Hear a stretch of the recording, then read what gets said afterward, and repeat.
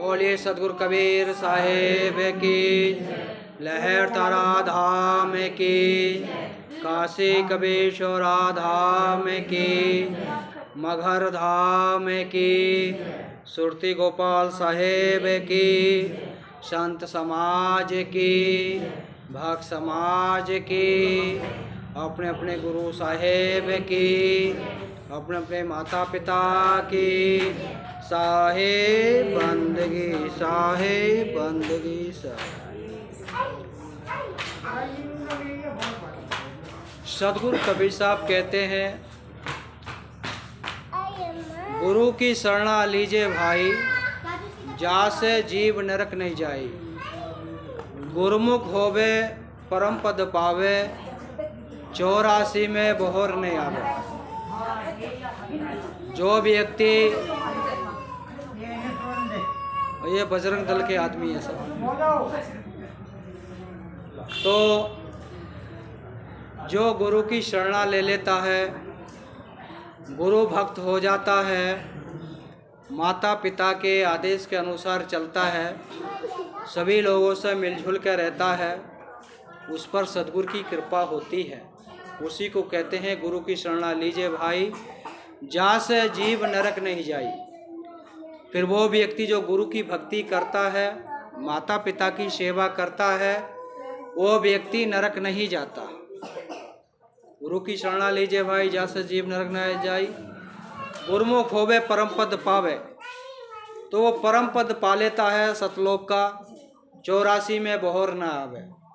फिर वो लक 84 से बच जाता है। उसका जीवन जो जीव जंतुओं में और अन्य योनि में जाना पड़ता, उसमें नहीं नहा सकता, नहीं अपना समय से खा सकता, नहीं सो सकता, जहाँ भी जागा उसको कर्म भोग ही भोगना पड़ेगा। मानुष का ऐसा जीवन है, इस जीवन में अपने भक्ति से, अपने अच्छे कर्मों से परमात्मा की सेवा कर सकता है, परमात्मा को प्राप्त कर सकता है, माता पिता की सेवा कर सकता है। लेकिन अन्य योनियों में ना तो माता पिता की सेवा कर सकता, ना परमात्मा का भजन भक्ति कर सकता, और ना ही किसी की हेल्प कर सकता। इसलिए मानुष का जन्म उत्तम माना जाता है। तो इसलिए अपने जीवन में उस परम सत्य को जानो जिसको सतगुरु कबीर साहब कहते हैं। एक बार सतगुरु कबीर साहब बलक बुखारे गए थे, और उनका नाम बंदी छोड़ क्यों पड़ा? तो बलक बुखारे का जो राजा था, राजा इब्राहिम, उसने शर्त लगाई थी कि जो अल्लाह या भगवान को मुझे दिखा देगा या वो क्या कर सकता है, तो मैं उसको बहुत सारा इनाम दूंगा। तो ऐसे करते करते उस समय के जो साधु संत रहे, मौलवी रहे, पंडित जी रहे, गिरीपुरी रहे, सन्यासी रहे, सभी लोग लालच के चक्कर में उसके पास गए, लेकिन उनका आंसर कोई भी नहीं दे पाया। जब उनका आंसर नहीं दे पाता था, तो राजा इब्राहिम उन सभी लोगों को जेल में डाल देता था और उनसे चक्की चलवाता था, आटा पिसवाता था। ऐसा करते करते 84 सिद्ध संत हुए, जो अपने उस समय में अपने को सिद्ध मानते थे, ज्ञानी मानते थे। तो उन लोगों ने विनती किया कि इतने बड़े संसार में ऐसा कोई महापुरुष नहीं है जो हमारे बंद छुड़ा दे, वो हमें इस जेल से रिहा कर दे। तो उस समय सतगुरु कबीर साहब काशी में रहते थे। तो सतगुरु कबीर साहब ने संतों की मर्यादा रखने के लिए और सतगुरु पर विश्वास रखने के लिए, अगर सतगुरु कबीर साहब नहीं जाते, लोगों का भगवान पर और अल्लाह पर, राम पर, गॉड पर, गुरु पर सबका विश्वास टूट जाता। लोग भजन भक्ति भूल जाते और बाई वृत्तियों में चले जाते। तो सतगुरु कबीर साहब उनका भरोसा बनाने के लिए और उन लोगों को जेल से रिहा करने के लिए सतगुरु कबीर साहब काशी से 7 समुद्र पार राजा इब्राहिम बलक बुखारे जाते हैं। तो बलक बुखारी के सिपाही सदगुरु कबीर साहब को साधारण संत समझकर और उनको भी जेल में ले जाते हैं। सदगुरु कबीर साहब से कहते हैं कि आप अल्लाह दिखा सकते हैं या भगवान को दिखा सकते हैं, या वो अल्लाह भगवान क्या कर सकता है। तो कबीर साहब ने वहाँ चुप रहे कि मैं कुछ नहीं जानता, समय बताएगा। तो उसके सिपाही कबीर साहब को साधारण व्यक्ति समझकर जेल में रिहा कर देते हैं, क्योंकि कबीर साहब चाहते तो वहीं उसको दिखा देते, लेकिन ऐसा उन्होंने नहीं किया। जब कबीर साहब जेल में उनको बंद कर दिया तो सदगुरु कबीर साहब ने जो जेल में थे 84 सिद्ध उस समय जो जेल में बंद थे, उनसे कहा कि कोई भी चक्की नहीं चलाएगा, चक्की आप चलेगा। तो सदगुरु कबीर साहब ने चक्की अपनी ज्ञान शक्ति से चक्की को चला दिया और सभी लोग गल्ला डालने लगे, वो कबीर साहब का भजन गुणगान करने लगे और अपना मन मस्त सुमरन करने लगे कबीर साहब का। ऐसा होता रहा, जो अनाज 1 महीने में पिसता था वो 8 दिन में पिसने लगा, क्योंकि चक्की अपने आप चल रही थी, केवल संत लोग गल्ला डालते थे। जब ऐसा होता रहा तो राजा परेशान हो गया गल्ला भेजते भेजते। तो उन्होंने कहा ऐसा कौन महापुरुष आ गया जो अनाज 1 महीने में पिसता था वो 8 दिन में पिसने लगा, क्या कारण है। तो सेनापतियों ने वहाँ खोजबीन करके बताया कि फला तारीख में एक संत आए थे, जब से वो संत आए हैं चक्की अपने आप चल रही हैं और संत लोग भजन कीर्तन कर रहे हैं और केवल गल्ला डाल रहे हैं। तो राजा इब्राहिम के मन में आया कि मैं भी उनसे मिलना चाहता हूँ। तो राजा इब्राहिम जब कबीर साहब से मिलने के लिए गया तो कबीर साहब से ज्ञान चर्चा हुई। कबीर साहब ने उसको समझाया कि अल्लाह कुछ भी कर सकता है, देखो चक्की अपने आप चल रही हैं, ये अल्लाह ही कर रहा है और संत लोग भजन कीर्तन कर रहे हैं। तो राजा इब्राहिम जो था वहाँ का राजा कबीर साहब के चरणों में पड़ गया, वो विनती क्षमा याचना मांगी और कबीर साहब से कहा कि इन सब संतों को रिहा कर दो। जब संतों को जेल से बाहर किया तो उस समय संतों ने सदगुरु कबीर साहब का नाम रखा, बंदी छोड़ सदगुरु कबीर साहब की जय। तो वहाँ पर सदगुरु कबीर साहब का बंदी छोड़ नाम पड़ा। उसके बाद और बहुत सारी कथा, फिर कबीर साहब के सभी 84 सिद्ध जो थे सब शिष्य बन गए, वो कबीर साहब की भक्ति करने लगे। एक सेठ और था जो तोता पालता था और सेठ के पास एक ग्राहक जाता था जो उनकी कथा सुनता था कभी कभी जाकर। तो वो कहता था, वो जो ग्राहक था कबीर साहब का शिष्य था जो कबीर चौरा में जाता था, तो वो तोता से कहता था या उस सेठ से कहता था कि हमारे गुरु जो हैं बंदी छोड़ हैं, बंधनों से मुक्त करा देते हैं। तो तोता सुनता रहता था। तोता कहा एक दिन कि तुम्हारा गुरु झूठा है। कि कैसे? कि अपने गुरु से पूछ के आना कि मेरे बंद कैसे छूटेंगे। तो उस व्यक्ति दूसरे दिन को गया, तोता उसका इंतजार कर रहा था। जैसे ही वो आया उसने राम राम कहा, उसने भी जवाब में राम राम कहा। तोता ने पूछा कि तुमने मेरे गुरु से, अपने गुरु से मेरा उपाय पूछा नहीं पूछा? तो क्योंकि जब तो उसने व्यक्ति ने पूछा था कबीर साहब से तोता के बारे में, तोता की बात सुनकर कबीर साहब आंखें मीच के नीचे गिर गए थे, वो लंबी सांस खींच लिए थे। तो उस व्यक्ति ने सोचा कि उस तोता की बात सुनकर तो मेरे गुरु का शरीर छूटने वाला है, अगर मैं यहाँ रहूँगा तो लोग कहेंगे कि इसी ने इनकी जान ली गला घोट कर। तो डर के मारे भाग जाता है। उसके बाद वो सेठ के पास जाता है, तोता रहता है। तोता उसका इंतजार करता है। तोता पूछता कि तुमने अपने गुरु से मेरा उपाय पूछा? कि तेरी बात पूछने तो मेरे गुरु बेहोश हो गए। तो तोता उनके इशारों को समझ गया। उसने कहा कि अगर तुझे फरार होना है तो जैसे गुरु जी सुबह इसकी मेरी बात सुन के आंखें मूंद के लेट गए थे, ऐसे ही मुझे भी करना पड़ेगा। विरम मुहूर्त हुआ, तोता भी अपनी आंखें मींद के और सांस खींच के पैर ऊपर करके लेट गया। मालिक उठा, तो तोता राम राम नहीं बोला, मालकिन उठी तोता राम राम नहीं बोला, और परिवार के लोग सब उठ गए, तोता राम राम नहीं बोला।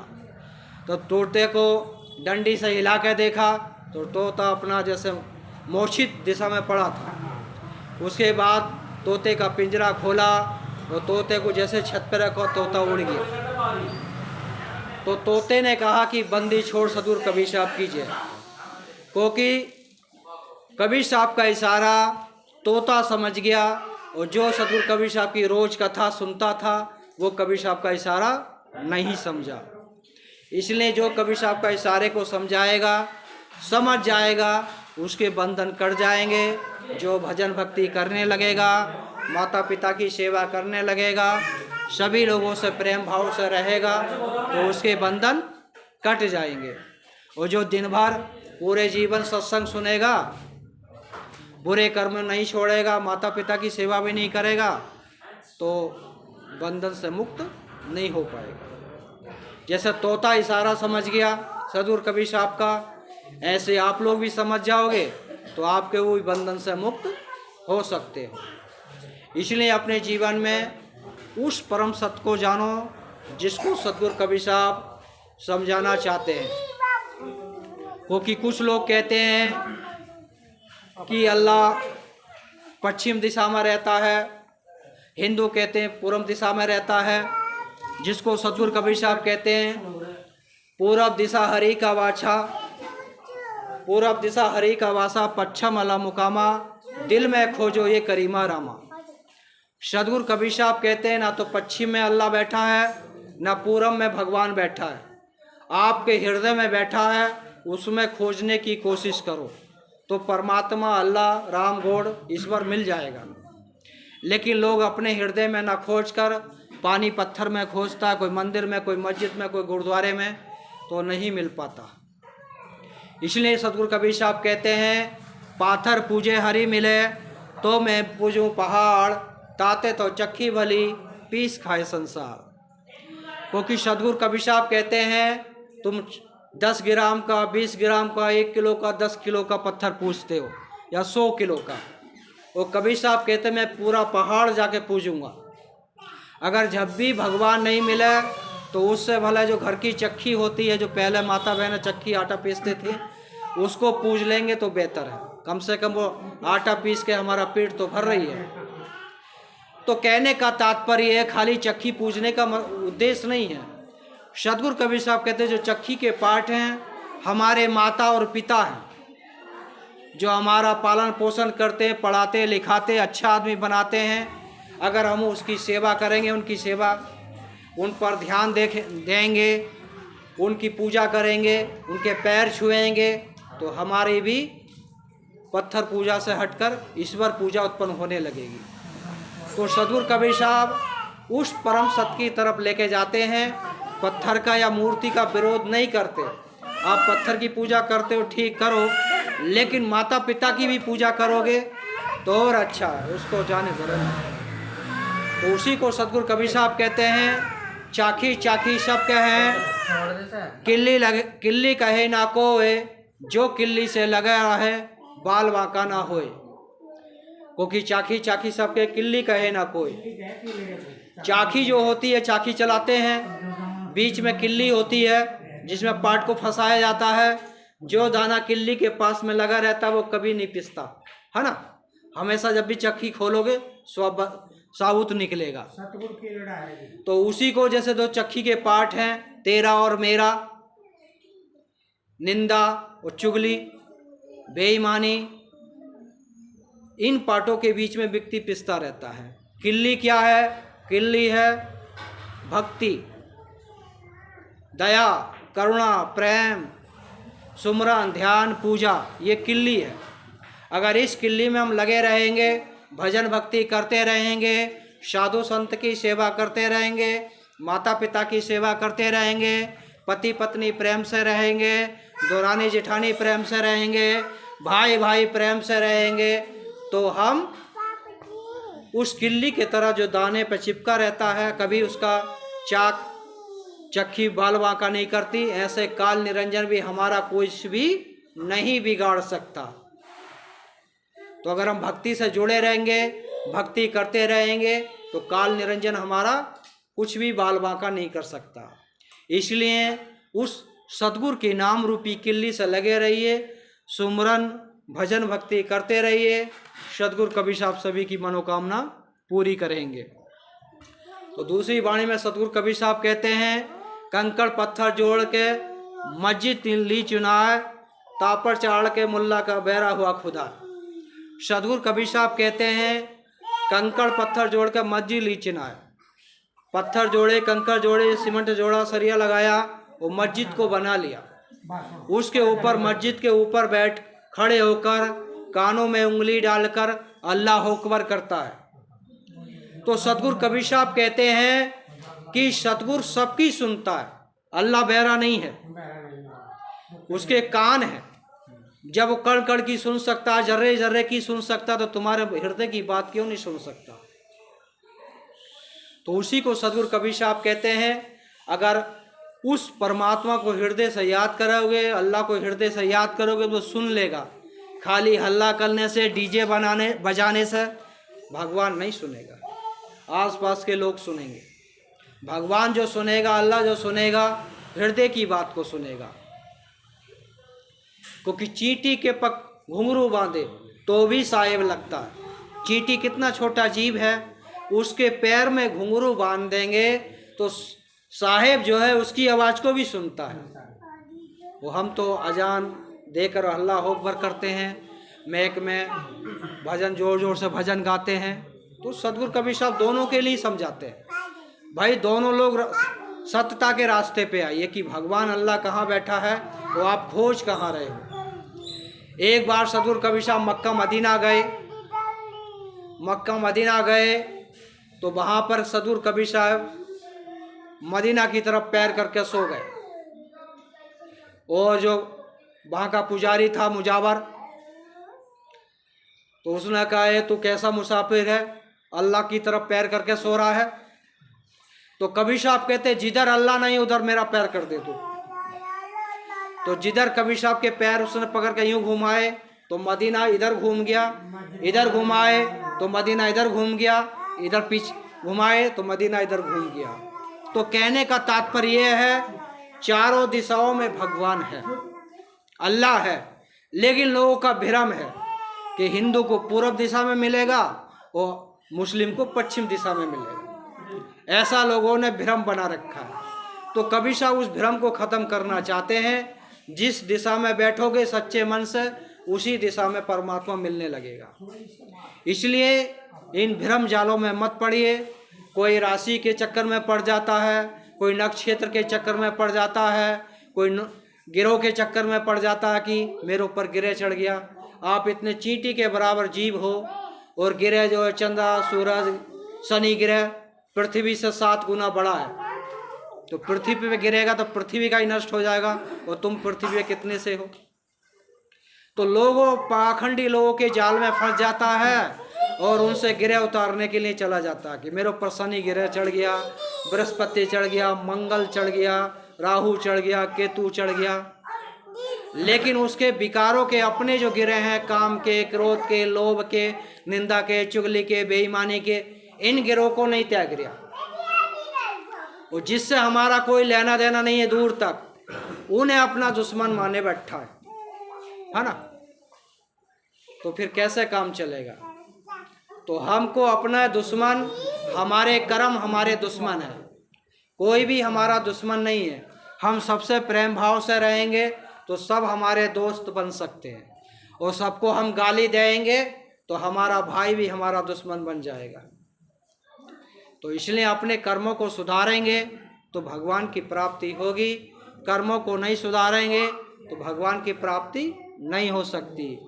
जिसको सद्गुरु कबीर साहब कहते हैं, दर्पण में मुख देखिए कभी न हो चितभंग, गुरु के वचन संत की सेवा चढ़े सवाया रंग। तो सद्गुरु कबीर साहब कहते हैं, दर्पण में मुख देखोगे, जैसे हम लोग सुबह शाम नहाते हैं, क्रीम पाउडर लगाते हैं और आईना देखते हैं, और जो भी दाग धब्बे होते हैं उसको छुटाते हैं, नहीं छूटता तो फैली नवली क्रीम लगाते हैं गोरे होने के लिए। है ना। तो ऐसे ही हम अपने चेहरे को तो सुंदर बनाते हैं, लेकिन हमारे हृदय रूपी जो दर्पण है, जिसमें अनेकों धब्बे लगे हैं, काम के, क्रोध के, लोभ के, मोह के, निंदा के, चुगली के, बेईमानी के, उन धब्बों को हम नहीं हटा रहे। तो उन धब्बों को नहीं हटाएंगे तो फिर दर्शन कैसे होगा। और ना तो गुरु की सेवा कर रहे, ना संत की सेवा कर रहे, ना माता पिता की सेवा कर रहे, तो हृदय हमारा पवित्र कैसे होगा। नहीं हो सकता। नहीं तो माता पिता की सेवा करो, साधु संत की सेवा करो, गुरु सेवा करो, भाई भाई प्रेम से रहो, पड़ोसी से प्रेम से रहो, तो हमारे हृदय के सभी दाग धब्बे खत्म हो जाएंगे, परमात्मा अपने आप हृदय में झलकने लगेगा। तो उसी को सतगुरु कबीर साहब कहते हैं, तेरा गंदा पड़ा द्वारा कैसे आएंगे भगवान। जब हमारा द्वारा ही गंदा पड़ा है, कूड़ा कचड़ा पड़ा है, तो उसमें भगवान कैसे आएंगे। एक साधारण सी बात है, ये मकान है, इस मकान में जगह हम गोबर डाल देंगे, बच्चों का टट्टी पेशाब डाल देंगे, हमारा पड़ोसी भी आना पसंद नहीं करेगा, कहेगा तो ये घर तो बहुत गंदा रहता है, बस बाहर से आवाज़ देगा तो यहीं आ जा, यहीं मिल ले आनकर, तो घर के अंदर नहीं आएगा। जब हमारा खुद का घर गंदा रहेगा, हमारा पड़ोसी भी हमसे मिलने से नफरत करेगा। तो हमारा हृदय गंदा है, तो इस हृदय में भगवान कैसे मिलने के लिए आएगा। तो हमें पहले अपने घर को चिक्कन करना होगा, सफा करना होगा, और हृदय से अपने विकारों की जो कीचड़ भरी रखी है, काम की, क्रोध की, लोभ की, मोह की, निंदा की, चुगली की, बेईमानी की, उस कीचड़ को धीरे धीरे खत्म करना होगा। तो हमारा हृदय साफ हो जाएगा, वो परमात्मा हमारे हृदय में निवास कर लेगा। तो उसको जानने के लिए, पहचानने के लिए भजन भक्ति करो।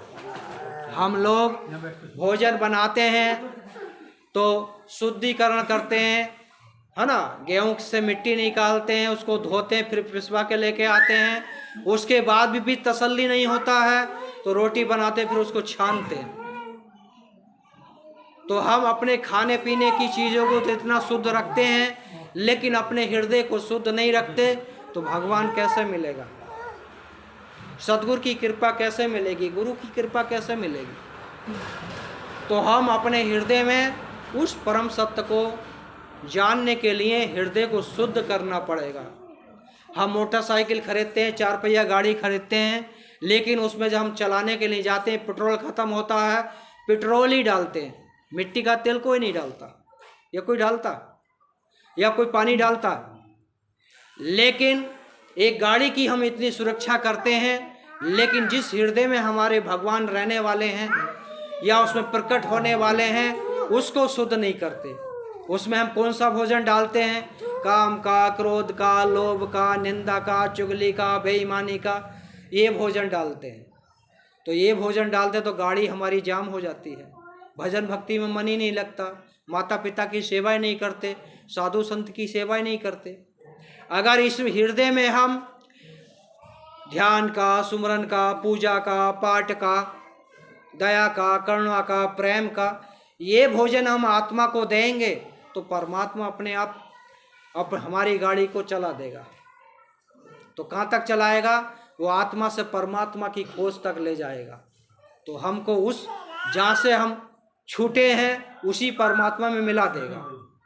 लेकिन हम अपनी गाड़ी में जब अच्छा पेट्रोल डालेंगे जब तो गाड़ी चलेगी। हम पेट्रोल तो अच्छा डाल नहीं रहे, वो कह रहे हैं भाई गुरु जी से मैंने मंत्र तो ले लिया, लेकिन गुरु कृपा नहीं हो रही, मेरा बेटा दुखी है, मेरी पतोह दुखी है, मेरा बाप दुखी है, घर में धन नहीं आ रहा, लक्ष्मी नहीं आ रही, कोई भी काम नहीं बन रहा, और गुरु पे और आरोप लगा दिया। तो गुरु बेचारा क्या करे, शिष्य खेले अपने दांव। तो इसलिए उस सत्य की तरफ जाइए जिसको सदगुरु कबीर साहब बताते हैं, क्योंकि अपने जीवन में जब तक हम अपने आप को नहीं सुधारेंगे, अपने विकारों को खत्म नहीं करेंगे, जब तक उस परम सत्य की ऊर्जा नहीं मिलेगी। या हम भक्ति कर रहे हैं, उसकी हमको कृपा नहीं हो रही, तो कुछ हमारे पिछले भी कर्म हैं जो धीरे धीरे खत्म हो जाएंगे, तो फिर कृपा होने लगेगी। क्योंकि कुछ हमने एक भगत रहता था और गुरुमुख नहीं था, लेकिन शाकाहारी था। उसके घर एक छोटे बेटे की शादी हुई। उसकी पत्नी गुरुमुख थी। तो जैसी शादी हो गई, दूसरे तीसरे दिन एक संत जी उससे मिल आ गए। वो किसी ने बताया कि फलाने की बहू गुरुमुख है, उसकी 2-3 दिन पहले ही शादी होके आई है। तो संत जी ने सोचा चलो गुरुमुख बेटी है, उसी के हाथ का भोजन खाएंगे। तो वो झाड़ू लगा रही थी। उन्होंने जैसे आवाज़ दिया तो उसने, लड़की जान गई कि संत है। उन्होंने, लड़की ने भी नमस्कार किया तो वो जान गए हाँ गुरुमुख है। तो उन्होंने कहा कि मैं आज तुम्हारे घर भोजन करना चाहता हूँ। तो उस बेटी ने कहा कि हमारे घर तो खुद ससुर हमारे बासी भात खाते हैं, आपको कहाँ से देंगे। क्योंकि उनके ससुर जो थे बहुत कंजूस थे, कोई भी दान पुण्य नहीं करते थे। लेकिन पिछले जन्म में कोई उन्होंने भजन भक्ति अच्छा किया था, उसके अनुसार जो भी काम करते थे सब उनका बनता चला जाता था। कि तुम्हारी सास, तुम्हारे ससुर के उनका तो अभी जन्म ही नहीं हुआ है, तुम्हारी सास, हाँ सास का जन्म होने वाला है, अभी हुआ नहीं है उनका भी। तो ससुर जी सुन रहे थे। ससुर जी के मन में क्रोध आया कि हम तो रोज बासमती का चावल खाते हैं, अच्छा चावल खाते हैं, लेकिन बहू कह रही है बासी भात खाते हैं। तो साधु चले गए तो बहू से पूछा कि तू झूठ क्यों बोल रही, तेरे गुरु भी झूठ बोल रहे हैं और तू भी झूठ बोल रही है, हम तो रोज ताजी भात खाते थे, ने कैसे कह दिया कि बासी भात खाते हैं। कि आप इसलिए बासी भात खाते हैं कि आपने पिछले जन्म में अच्छे भजन भक्ति किया था, उसका फल आपको मिल रहा है। जो भी आप व्यापार करते हैं उसमें आपको फायदा होता चला जाता है। इस समय आप कोई भी भजन भक्ति नहीं करते, ना किसी की सेवा करते, ना अपने माता पिता की सेवा करते, इसलिए आप जो अपनी भजन भक्ति का बासी भात खा रहे हैं, जिस दिन ये खत्म हो जाएगा उस दिन आपके ऊपर आपत्ति आना चालू हो जाएगा। तो फिर के तेरी सासू माँ कैसे जन्म ली, हम कैसे जन्म लिए, क्योंकि आपने अभी गुरुमुख नहीं बनाए हैं, इसलिए अभी आप पेट में ही हैं। तो कि सासू माँ कैसे उनका जन्म होने वाला है, कि मैंने सासू माँ को ज्ञान बताया था तो उनके मन में आया कि मैं भी गुरुमुख बना लूँ। वो गुरु बना लेंगे तो उनका जन्म हो जाएगा। एक जन्म होता माँ के पेट से और एक जन्म होता है गुरु भक्ति में। जब गुरु भक्ति में हम जब दीक्षा लेते हैं तो उस समय गुरु भक्ति में हमारा गुरु भक्ति में जन्म होता है। तो उसी को कहते हैं कि आप कब आपका जन्म हुआ, गुरु भक्ति में। तो गुरु भक्ति, मान लो हमने 10 साल पहले भजन गुरु मंत्र लिया तो गुरु भक्ति में हमारा 10 साल का जन्म है, भले से हम 60 साल के हो गए। तो इसलिए अपने जीवन में गुरु भक्ति करते रहो, गुरु का सुमरन करते रहो, शुद्ध शाकाहारी बन जाओ, वो बेकार की आदतें छोड़ दो। इसलिए सतगुरु कबीर साहब कहते हैं, हुक्का पीवे चौधरी, बीड़ी पीवे चोर, सुरती खावे चूतिया, थूके चारों ओर। हुक्का जो है, जो गुड़ चौधरी लोग बैठ के पीते ना बैठक में, तो उसको चौधरी कहते हैं, क्योंकि उसको कुछ काम नहीं होता, मजे से हुक्का पीता रहता, बच्चे लोग काम करते रहते हैं, उसी को चौधरी कहा जाता है। और चोर लोग बीड़ी पीते हैं, चुपके से निकाली जेब में से, एक बीड़ी जलाई और चुपके से पी ली। और जो गुटखा सुरती खाते हैं उनको चूतिया कहा जाता है। कितना भी अच्छा घर हो, खाएंगे और थूक देंगे घर में ही, घर को गंदा कर देंगे। तो इसलिए अपने मन को इन विकारों से दूर रखिए और शुद्ध शाकाहारी बनिए, अच्छा भोजन खाइए। बहुत प्रकार के भोजन हैं, बहुत प्रकार के फल हैं, बहुत प्रकार की मेवा है, खाते खाते आप थक जाएंगे। लेकिन लोग उनको नहीं खाते, सोचते हैं कि अगर मांस खाएंगे तो मोटे हो जाएंगे। अगर मांस खाने से मोटे हों तो कुत्ता तो हाथी से भी ज़्यादा मोटा हो जा, शेर हाथी से भी ज़्यादा मोटा होता, लेकिन हाथी घास खाता है और शेर से 4 गुना मोटा रहता। देखो गाय बैल ये सब घास ही खाते ना, कितने तगड़े हैं, और कुत्ता कितना सा होता। तो इसलिए लोगों ने गलत फहमी बना दी है कि अंडा मांस खाएंगे तो बुद्धि मिलेगी और हमारे ऊपर मांस खाएंगे तो मांस बढ़ेगा। जो लोग शाकाहारी रहते हैं, कबीरपंथी हुए और धर्मों के लोग हुए, लेकिन खा पी के मस्त रहते हैं, कोई कमी नहीं रहती। और जो रोज अंडा मांस खाते हैं फिर भी सूखे सूखे रहते हैं और उनके शरीर से भी बदबू आता है। इसलिए इन चीज़ों से दूर रहना है और सद्गुरु की भक्ति करना है, परम सत्य को जानना है, माता पिता की सेवा करना है, तो हमारा जीवन सत्य की ओर जाएगा और सद्गुरु की प्राप्ति हो जाएगा। और बड़ा है, खत्म करा और सुना दे एक। चलिए सुनिए। एक बार की बात है, सिकंदर बादशाह की सुनाते हैं। हाँ सिकंदर बादशाह की सुना देते हैं। सिकंदर बादशाह दिल्ली का राजा था और उसका गुरु शेख तकी था। सिकंदर लोदी को अग्नि रोग हो गया था, क्योंकि उसने समाज के लोगों को, हिंदुओं को, मुस्लिमों को, सभी जाति लोगों को बहुत सताया और उनके घर में से ज़बरदस्ती धन निकाल के ले लेता था। तो लोगों की शराब से, लोगों की बददुआ से उसके हृदय में अग्नि रोग, पूरे शरीर में अग्नि रोग हो गया था। तो उसने भारत के सभी वैद्यों को बुलाया, डॉक्टरों को बुलाया, बहुत दवाई करी, लेकिन कोई फायदा नहीं हुआ। और भतेरे झाड़ फूंक करने वाले लोग भी बुलाए, लेकिन उससे भी कोई फायदा नहीं हुआ। बहुत धागा, तबीज, मंत्र जंत्र करवाए, उनसे भी कोई फायदा नहीं हुआ। तो किसी ने बताया कि काशी में कबीर साहब रहते हैं, अगर उनके पास जाओगे कुछ न कुछ समस्या का निदान हो जाएगा। तो कबीर साहब के पास वो अपना सिपाही भेजता है। तो कबीर साहब कहते हैं मैं राजाओं के घर नहीं जाता हूँ, राजा को आना है तो स्वयं यहाँ आवे। तो सिपाही कहता है, उन्होंने मना कर दिया। और सिपाही कहता कि ज़रूरत आपको है, आपको उनके पास जाना चाहिए। तो राजा राजी हो जाता। सिकंदर लोदी दिल्ली से काशी जाता है। काशी जाता है तो रास्ते में रामानंद जी का आश्रम पड़ता है। लोग बताते हैं कि रामानंद जी कबीर साहब के गुरु हैं। तो उनके मन में आया कि उनसे मैं मिल लेता हूँ, ऐसा उसके मन में भाव आया। हाँ चलो पहले गुरु से ही मिल लेते हैं, जब चेला इतना है तो गुरु भी बहुत आगे होगा। तो रामानंद जी के अंदर बहुत बड़ा पाखंड था। वो गरीब जनता को, जिनको SC OBC पिछड़े समाज कहते हैं, आदिवासी कहते हैं, उन लोगों को अपना शिष्य नहीं बनाते थे, उनसे मिलते भी नहीं थे। वो मुस्लिम लोगों को भी नहीं बनाते थे। और जब चलते थे जमात में, सफ़र में जाते थे कथा करने के लिए, पंडित लोगों में, ठाकुर लोगों में, तो पर्दा दोनों तरफ से पर्दा लगा के जब निकलते थे।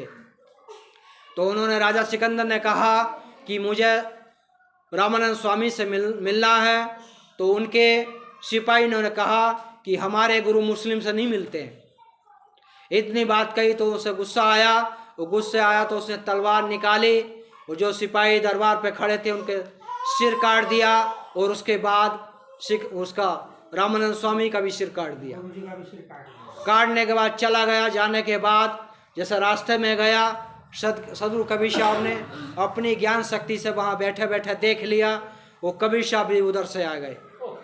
तो कबीर साहब आए तो उनके सिपाहियों ने बताया कि कबीर साहब हैं। तो कबीर साहब ने कहा, उसने सिकंदर लोदी के मैं आपसे मिलने के लिए आया हूँ। तो कबीर साहब कहते हैं चलो हमारे गुरुजी वहाँ बैठे हैं, वहीं बैठेंगे, वहीं बातचीत होएगा। तो उसके मन में डर बैठ गया कि मैंने इसके गुरु का हत्या किया और इसको पता चलेगा तो ये मेरा इलाज नहीं करेगा। तो सिकंदर लोदी काफ़ी मना करता है, लेकिन कबीर साहब कहते हैं कि मैं आपका इलाज वहीं करूँगा। तो सिकंदर लोदी, उसको ज़रूरत थी, साथ जाता है। तो सदगुरु कबीर साहब रामानंद जी को अपनी ज्ञान शक्ति से जीवित कर देते हैं। उसके बाद जब रामानंद जी वहाँ बैठते हैं, कबीर साहब उनको कुछ बात बताते हैं, कुछ उपाय बताते हैं। सिकंदर लोदी का अग्नि रोग धीरे धीरे ख़त्म होने लगता है। तो उसके मन में आता है कि मेरे इनका दर्शन करने से, इनकी सत्संग सुनने से मेरा अग्नि रोग खत्म हो गया। अगर मेरे साथ साथ मेरे साथ सेना रहते थी, सेनापति रहते थे, उन्होंने भी बहुत पाप किए हैं। अगर ये मेरे साथ चलेंगे तो उनके पाप भी खत्म हो जाएंगे। उधर शेख तकी को चिंता हो गई कि शेख तकी कट्टरवादी इस्लामी था। उसके मन में आया कि अगर सिकंदर लोदी कबीर साहब का मुरीद बन गया तो इस्लाम धर्म खत्म कर देंगे, सिकंदर लोदी और हिंदू का प्रचार प्रसार करेंगे। ये उसके मन में विचार चल रहे थे। तो काफ़ी विनती करी सिकंदर लोदी ने, तो कबीर साहब ने हाँ भर ली कि हम तुम्हारे राज में चलते हैं। तो सिकंदर लोदी और कबीर साहब और शेख तकी चल पड़े। जो झूसी, इलाहाबाद झूसी है, गंगा के किनारे, शाम हो गया, वहीं उन्होंने अपना टेंट बिछा दिया और सिकंदर लोदी वहाँ आराम करने लगे। कबीर साहब भी अपनी छावनी में चले गए। और जो शेख तकी था उसके मन में विचार चल रहा था कि कबीर साहब को इस रास्ते से कैसे हटाया जाए। तो एक गंगा में लाश बहती हुई जा रही थी, उसने उसको देखा। उसके मन में आया कि कबीर साहब से बोलते हैं, इस लाश को जिंदा कर देंगे तो ही हम आपको सच्चा पीर जानेंगे। तो ये बात शेख तकी ने सिकंदर लोदी से कही। सिकंदर लोदी ने कबीर साहब से कहा कि मेरी तो आपको पूरा विश्वास है, लेकिन सिकंदर, ये शेख तकी आपका विश्वास नहीं कर रहा। इसकी बात पूरी करने के लिए उस लाश को आप जीवित कर दीजिए। तो सदगुरु कबीर साहब अपने छावनी से निकल के जाते हैं, झोंपड़ी से, और उस मुर्दे को बुलाते हैं और अपनी ज्ञान शक्ति से उस मुर्दे को जिंदा करते हैं कि उठ कबीर का बेटा। तो वो मुर्दा जीवित हो जाता है। जो आसपास के दरबारी सैनिक लोग होते हैं वो कहते हैं कमाल हो गया, कमाल हो गया, मतलब चमत्कार हो गया। तो कबीर साहब कहते हैं आज से इसका नाम कमाल ही रहेगा। जो सदगुरु कबीर साहब के साथ रहते थे, ये कमाल साहब की गद्दी के थे। तो ऐसे कमाल हुए। और कमाली एक काशी के आसपास एक सूफी संत रहते थे जो सदगुरु कबीर साहब का ज्ञान सुनने के लिए आते थे। उनकी पत्नी गुजर चुकी थी, एक ही बेटी थी। हाँ, वो उसका लोई का उसके लोई के पिता बनों में रहते थे, आते थे सत्संग सुनने के लिए कबीर साहब का। और लोई अकेली थी, उनकी माता गुजर चुकी थी। तो कबीर साहब का ज्ञान सुनकर जब वो जाते थे उनके पिताजी, तो वहाँ पर लोई को सुनाते थे। तो एक बार लोई के मन में आया कि पिताजी, माता भी चली गई, अभी मेरी छोटी उम्र है, आप भी चले जाएंगे तो मेरा पालन पोषण कौन करेगा, किसके सहारे में जीऊँगी।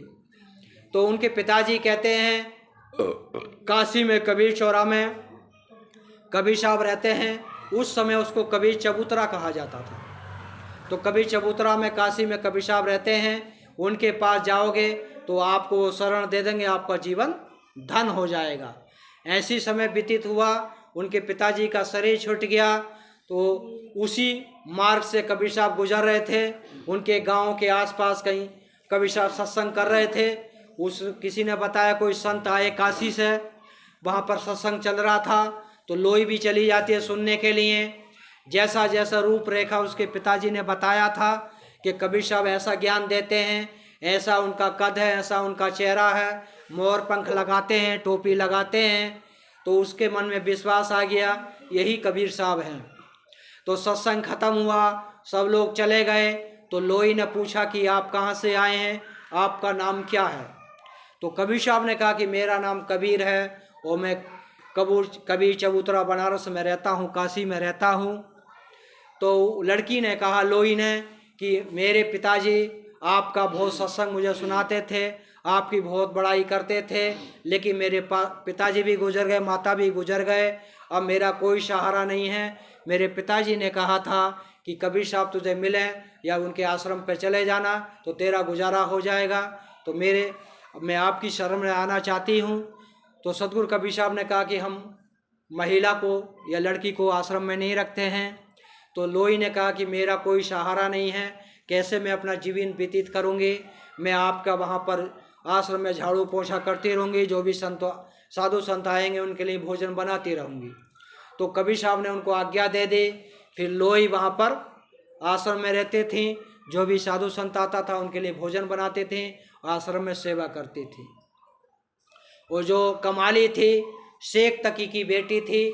शेख तकी ने कबीर साहब का 52 परीक्षा लिया था, अनेकों प्रकार का, कुएं में डालकर, दरिया में डालकर, शेर में के पिंजरे में डालकर, हाथी को दारू पिलाकर, अनेकों बहुत प्रयास किए, लेकिन कबीर साहब का कोई भी कुछ नहीं कर पाया।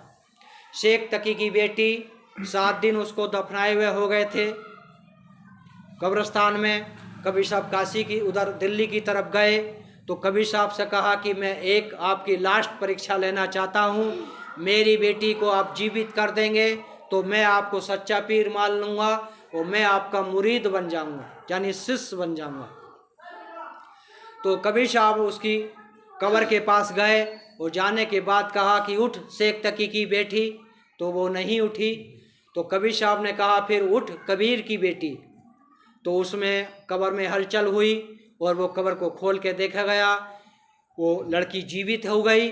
उसी का नाम कमाली रखा गया। तो कभी कमाल कमाली दोनों शिष्य थे, लोई भी शिष्य थी। कुछ पाखंडी लोगों ने लोई को उनको पत्नी बता दिया और उनको कमाल कमाली को बेटा बना दिया। तो इन पाखंडी बातों में नहीं जाना है। सद्गुरु की भक्ति करेंगे, सत्य के मार्ग पर चलेंगे तो हमारा जीवन धन होएगा। इसलिए हमेशा उस सत्य की खोज करो जिसको परमात्मा बताते हैं, जीवन तो आ रहा है, पानी की तरह जा रहा है।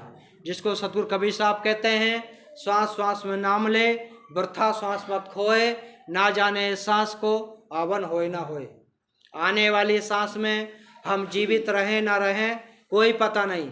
इसलिए हर सांस में पिताजी से प्रेम से बोलिए, पत्नी से प्रेम से बोलिए, पड़ोसी से प्रेम से बोलिए, सभी लोगों से प्रेम भाव से रहिए और मन मन में सुमरन करते रहिए, तो हमारी हर एक सांस उपयोगी हो जाएगी। अगर एक सांस चली गई, 3 लोक की संपदा भी हम अगर काल निरंजन को देंगे तो हमारी सांसों को वापसी नहीं कर सकता। लेकिन सद्गुरु की भक्ति करते हैं और सच्ची भक्ति करते हैं तो उस भक्ति के बल पर हम अपनी आयु को बढ़ा सकते हैं, 1 साल 2 साल या जितना चाहो उतना, और अपनी इच्छा अनुसार अपने शरीर से आत्मा को 10वें द्वार से निकाल सकते हैं। अगर ऐसी भक्ति होगी तो हमारे अंदर पता चल जाएगा किस पल में, किस क्षण में, कौन से नक्षत्र में हमारा शरीर छूटेगा, सब हम बता सकते हैं। ऐसी प्रबल भक्ति होगी तो जैसे माँ जान लेती है, अपने बच्चे की भावना को समझ लेती है कि बच्चे को क्या चीज़ की ज़रूरत है, ऐसी भक्ति होगी तो हम भी अपने हृदय की, मन की तरंगों से समझ सकते हैं कि किस पल किस क्षण में हमारा शरीर छूटने वाला है, और ये भी जान जाएंगे कि आने वाले समय में हमारा कौन बुरा करने वाला है। तो इसलिए सद्गुरु की भक्ति करते रहो, सुमरन करते रहो। सद्गुरु कबीर साहब सभी को मनोकामना पूरी करें, सभी का जीवन मंगलमय हो। बोलिए सद्गुरु कबीर साहेब के, लहर तारा धाम के, काशी कबीरेश्वर धाम के, मगर धाम के, आचार्य श्री विचार साहेब के, संत समाज के, भक्त समाज के, अपने अपने गुरु साहेब के, सत्संग सुनने वालों के, साहेब बंदगी साहेब बंदगी साहेब।